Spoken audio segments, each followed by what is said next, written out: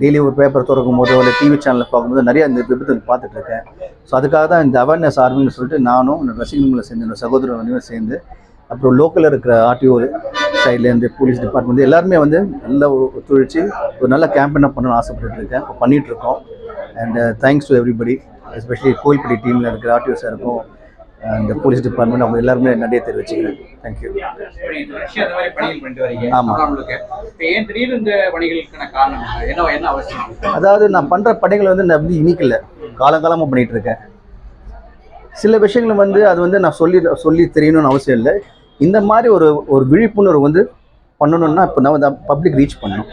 அதான் இப்போ இந்த இடத்துல உட்காந்து இப்போ கவர்மெண்ட்டோட சேர்ந்து எல்லாரோட சேர்ந்து நான் இந்த பணியை பண்ணிகிட்டு இருக்கேன்.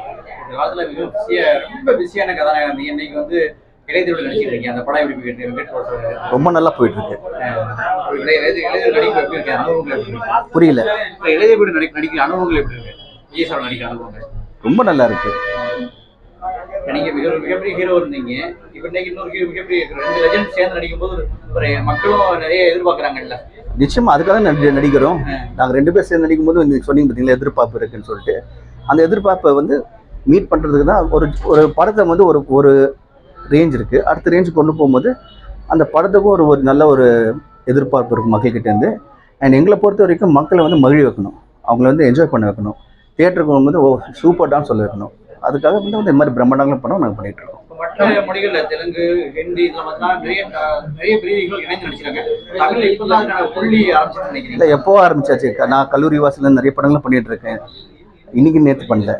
இப்போ இந்த காலகட்டத்தில் இப்போ நானும் என்னோட சகோதரர் திரு விஜய் அவரும் சேர்ந்து பண்ணிட்டு இருக்கோம். அது வந்து பிரபுதேவ் சார் இருக்காரு, நிறைய பேர் இதை சேர்ந்து நடிச்சிட்டு இருக்கோம். ரொம்ப சந்தோஷமா இருக்கு. அட்லீஸ்ட் இப்படி ஒரு நல்ல ஒரு பிரம்மாண்டமாக படம் வந்து அமைஞ்சிருக்கு. அது வந்து இயக்குனர் வெங்கட் பிரபு அவருக்கு தான் நன்றி சொல்லணும். அண்ட் ஏஜிஎஸ் கம்பெனி இவ்வளோ பெரிய பொருட்களை வந்து படம் பண்ணிட்டு இருக்காங்க. அண்ட் அவங்க எல்லாருமே வந்து ஒரே ஒரு மனசில் ஒரே ஒரு இதுதான், மக்களுக்கு ஒரு சூப்பர் படம் கொண்டு போய் சேர்க்கணும்னு சொல்லிட்டு எல்லாமே சூப்பர் அமைஞ்சிட்டு இருக்கு. அப்படி ரொம்ப சந்தோஷமா இருக்கு. தமிழகத்துல வந்து திரையுலகை சேர்ந்த எம்ஜிஆர் தான் அரசியல் கட்சி ஆரம்பிச்சு சாதித்தார். அதை தொடர்ந்து விஜயகாந்த் வந்து எதிர்கட்சி தலைவராக தற்போது விஜய் ஆரம்பிச்சிருக்காரு. இது எப்படி பார்த்தீங்க? அவங்க இது வந்து நல்ல விஷயம். அந்த பதில் வந்து மக்கள் தான் சொல்லுவாங்க. இப்போ வந்து நான் நடிகனுங்க, என்னால் என்ன முடியுமோ நான் செஞ்சுட்டு இருக்கேன். காலம் தான் டைம் சொல்லுவோம்.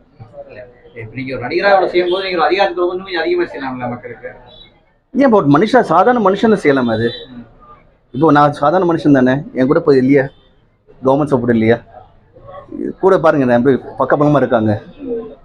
இது போதும். ஒருவேளை உங்களை விஜய் சார் வந்து நீங்க உங்களை அழைத்தானே நீங்க வருவீங்களா? அது காலம் தான் பதில் சொல்லுங்க.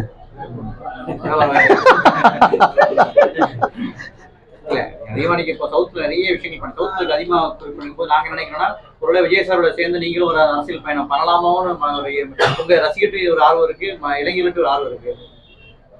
இப்போதைக்கு இப்போ என்ன வந்து காரணம் வந்து மக்களுக்கும் நல்ல விஷயம் செய்யணும், மக்கள் சேவை பண்ணணும், அதான் வந்திருக்கேன்.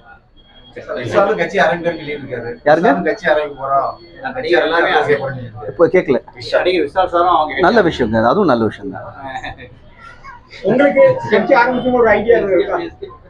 இப்போ வந்து நான் நடிகனுங்க.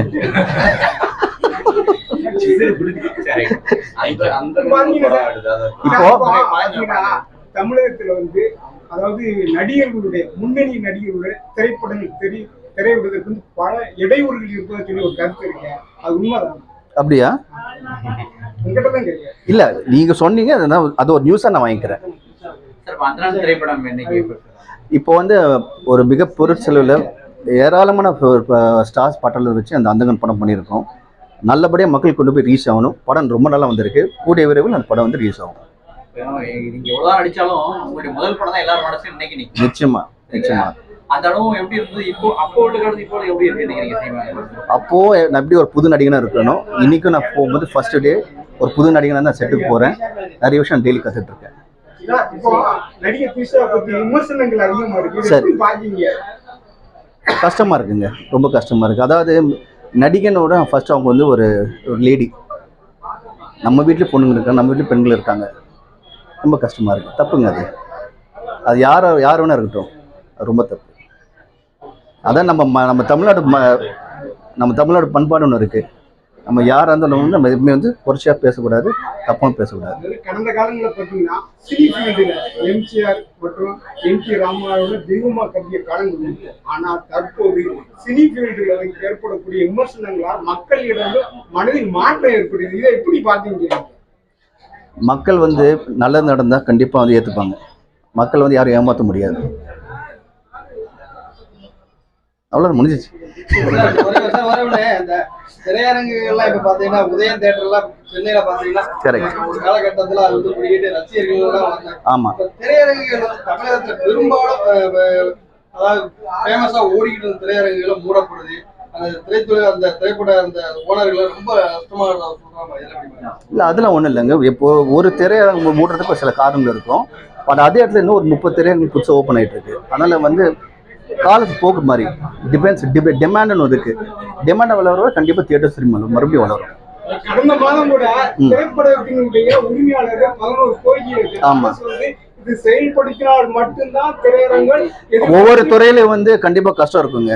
அந்த கஷ்டத்தை போக்குறது கண்டிப்பாக கவர்மெண்ட் வந்து ஹெல்ப் பண்ணுவாங்க.